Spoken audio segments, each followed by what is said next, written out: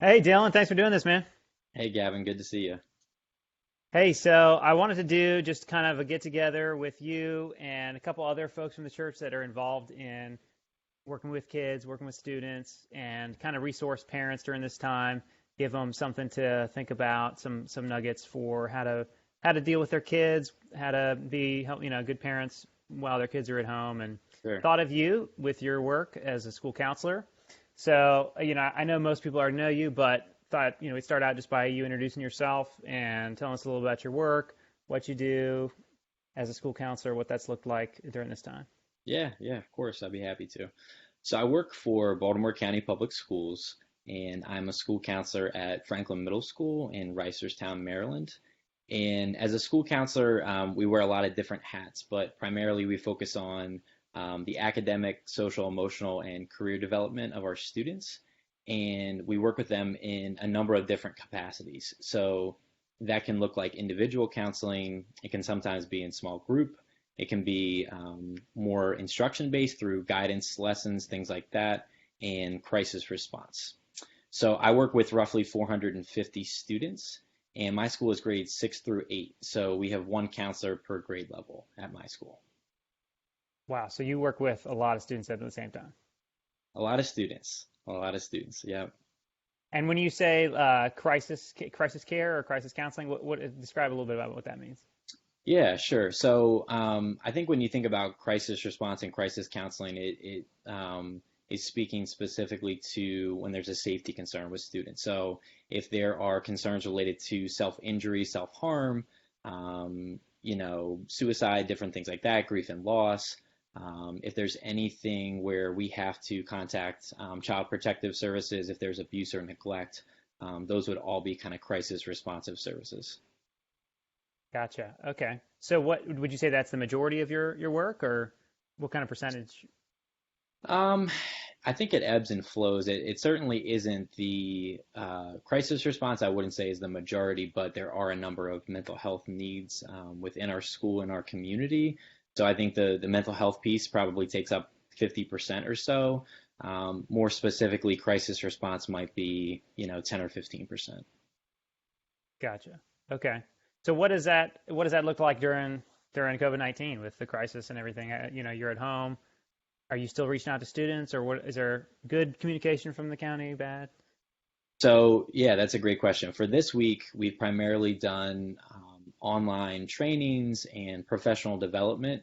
And starting on Monday, April 6th, we'll actually be able to connect with students and with parents virtually, meaning through the computer. It's all going to be web-based. So our teachers will push out content. They'll actually do live lessons once a week, and we'll have, as counselors, set office hours where we can meet with students virtually if they don't feel comfortable being on camera. We can, obviously hide the cameras, just do the audio through the platform of Google Meets. Oh, So the cool. county Okay. won't allow us to do small group counseling for the sake of confidentiality, but we'll do individual check-ins with students through Google Meets, through email correspondence, and some other web-based applications that we're going to use too.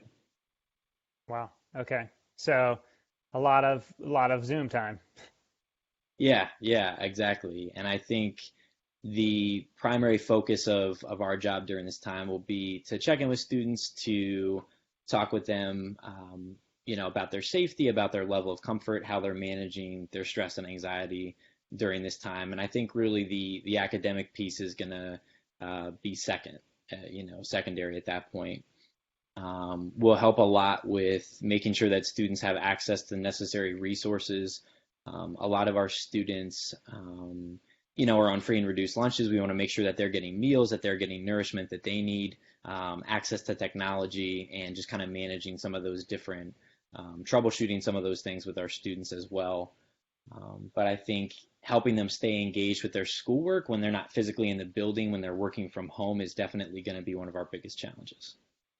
Yeah, totally. So as you're thinking about, suddenly having all these students back in, what do you feel like what are you anticipating you're going to talk a lot about other than obviously school lunch and stuff like that? What kind of issues do you think are pressing right now? Sure. I think a lot of the students just have a desire to connect with each other. I think a lot of people are feeling lonely. I think a lot of people are feeling isolated. And I want them to know that even though we're at a distance, and even though we can't physically be in the same shared space, that there are still teachers, there are still counselors, there are still administrators that really care about them and want what's best for them and want to be able to connect with them.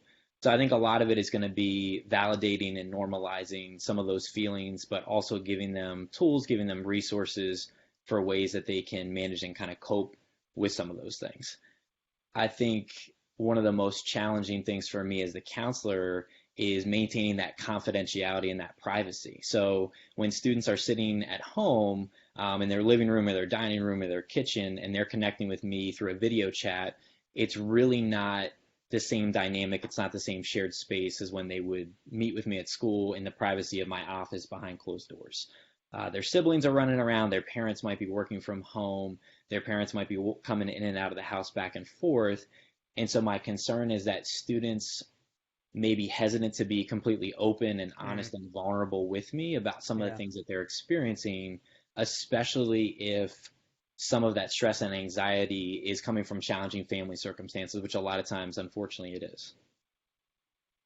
Yeah, so that vulnerability piece, like, could you talk a little bit more about that as far as like maybe city church families are concerned? Like, how do we get our kids to open up and be vulnerable, even especially when it's like we're around them all the time and they're starting to drive us Sure. crazy?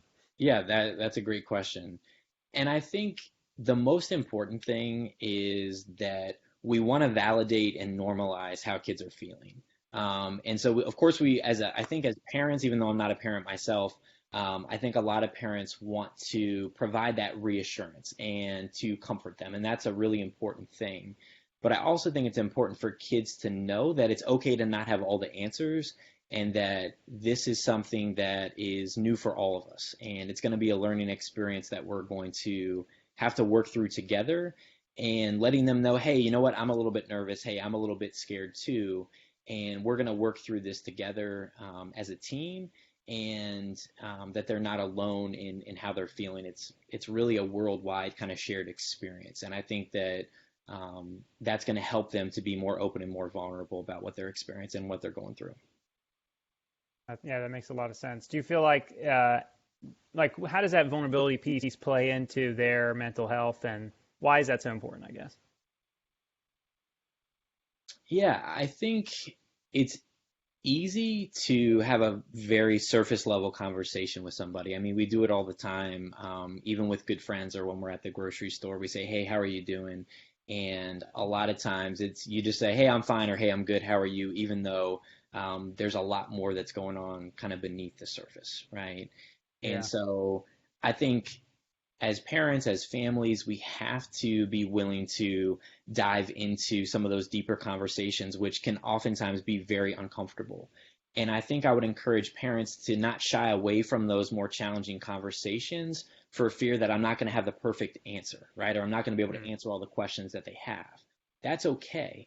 And it's actually important that they see that you don't have all the questions, but you're still there to support them and that they're experiencing a lot of those same doubts and questions that their kids are. And so I think just using the time to really build meaningful relationships. Um, it's funny how much more you get to know even your own family when you feel like you're locked inside your house and you're kind of a prisoner in your own home, so to speak. You learn, the ins and outs of everybody's daily routines kind of in a different light than what you normally may see. And so I think being willing to dive into it, and I think perspective taking and empathy is a huge part of that vulnerability piece. And so trying to see things from somebody else's perspective and kind of put their shoes on, so to speak, and see things in a different way than we sometimes see on our own. Yeah, no, that makes sense. And so I guess just kind of playing off that, let's say hypothetically you have, a parent or a child that's having, feeling really lonely, and they come to mom or dad and say, they do express that. So they're able to get vulnerable. How would you, want, if you were the parent or if somebody did that in your office, what would you kind of normally say to them? Yeah, I think a lot of that depends on who the student is and the type of relationship that I would have with that student. Also, their family dynamics. Are there other mental health issues there? Are they grieving the loss of a loved one? Different things like that. But I think first and foremost, you know, people have a desire to connect, right? People have a desire to um, want to be social, right? And just to Yeah. feel loved. And so I think a lot of times we're so distracted by technology and how busy we are and checking things off the list that sometimes we forget to be fully present in the moment with somebody. And so for parents, it seems silly, but if your kid is sitting on their bedroom floor and they're confiding in you and they're opening up and they're being vulnerable, like get down on their level, sit down on the floor with them, play a game with them. Don't be afraid to be goofy with them, even if it seems a little bit childish or a little bit silly. Those things are really important. And so I think that when kids see that as parents, or as adults, we're not afraid to kind of go there with them, they're more willing to kind of meet us halfway. Totally. Yeah, that's really good, man. And So, oh, go ahead. I was just going to add too, um, it's hard for kids to just sit down and have a face-to-face conversation with an adult, especially when it's mom or dad, which kind of seems counterintuitive. But when it's mom and dad, especially when you're talking with adolescents or teenagers, they're a lot more likely to be hesitant to open up about certain things. And so Yeah. sometimes doing an activity or doing a game or doing an exercise and talking while you're doing it, and helping to have some tangible things that they can do or things that can distract them a little bit helps them feel more comfortable in the moment too.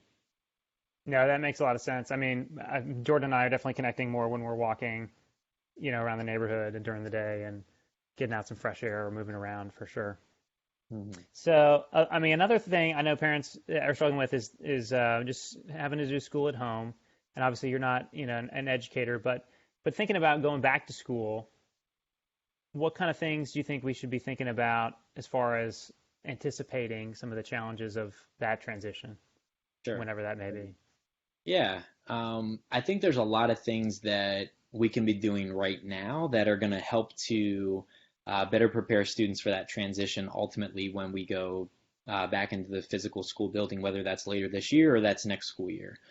I think the biggest thing is keeping a daily routine as much as possible, especially during the weekday. And so, waking up at the same time every day and Mm. having a set routine and a set schedule that the kids are going to be able to follow. And on top of that, even further, I think having students be an active part of that conversation of what will that day look like. When kids feel like they have a say and they have a voice, they're far more likely to be invested and take ownership for something. Whereas if they're told this is how it's going to be and these are the things you have to do, and it seems more like a requirement, they're more likely to check out or less likely to be engaged with that. I think it's really easy for us to slip out of our daily routines. I myself have been guilty of staying up a little bit later and sleeping in a little bit more, and that's okay. But we want to try to manage that as much as possible. Yeah. But having them express their voice and having their say and involvement in that process, I think, is really important. Sleep is a huge part of it. Those 8 to 10 hours are really important, even Mm. though they're maybe not exerting the same level of energy that they are when they're physically in the school building. That's still really important, also to their health and just their overall well being. Trying to stay healthy with your diet, I think, is one of the hardest things to do. I find myself walking back and forth out of the kitchen constantly over the past couple of weeks. So that's been a challenge, I think, even for us as adults. But maintaining that healthy diet, I think, is really going to be key as well. I think making things fun for kids, and one simple, easy way to do that is to make things a challenge or a competition. Kids really like that, and kids will really engage with that and be excited about that, especially when they see that their parents are willing to engage in some sort of like rivalry or competition with them as well. I think exercise is key. Even if it's just getting outside, taking a walk, opening your windows, playing some music, watching a funny movie, or reading a book that's going to make you laugh. I think laughing is something that we have to do for our own sanity, and finding things that are really going to be meaningful for us to do as well. And so meaningful things can look like a lot of different things, but if we can find ways that we can reach out to other people and be supportive, I think that that's good for the people that we're providing service to, but it's also good for us as well. And I'd say one additional thing is having future oriented conversations and setting goals for the future. So every Mm. day it seems like more things are happening, and the next day there's a lot of unexpected things, right? We don't know what tomorrow or next week is going to look like. But when we can talk about the future, it helps us feel like we have a little bit more control over a life that feels very chaotic and very out of control right now. Mm. And setting goals and talking about the future, I think, can help people to feel grounded, which provides a sense of comfort and a sense of control that I think is really needed sometimes. That's really good, man. Well, that's everything that I was thinking about. There's probably other questions I could ask, but anything else you would want to say in general or final Um, comments? sure. I think I think a lot of parents right now are feeling very worn out. Parents, especially that have kids that are working from home and having to balance that, right, is really, really hard to manage. But I think parental self-care is so critical. And I think that parents have to be willing to be flexible with letting their kids have a little bit of extra time on the TV or playing on the Xbox. Of course, you want to manage it. Of course, you want to regulate it. You don't want it to become an addiction. But parents have to take care of themselves and be a little bit more flexible and not engage in that power struggle. Because it's very easy when you're cooped up with a lot of people in a small space. Emotions run high, and patience oftentimes, I think, wear very thin. But it's unrealistic for a kid to sit down and do schoolwork on the computer for 8 hours a day. And so you have to be flexible, and you have to pull back on the reins a little bit when it comes to the academic piece and the academic demands that are going to be placed on them and how different that's going to look at home. And I think that as kids do begin to transition back into the building, that first week or two is absolutely going to be an adjustment. And I think what you'll see is kids are going to have a longing to connect and want to be social with their peers. So for that first week or two, um, their schoolwork, they're likely not going to be as diligent with their academics and their studies, and that's okay for that first week or two. Once they settle down and get into a routine, all that's going to kind of level off and get balanced out. But I think it's an adjustment for everybody. It's a new sense of normalcy for everybody, and there's not a perfect answer, and that's okay. That's great. Thanks, man. And thanks for Yeah, doing this. Thanks for absolutely. sharing your expertise with us Yeah, and the parents. And yeah, really appreciate it. happy to. Thanks, Gavin. Absolutely.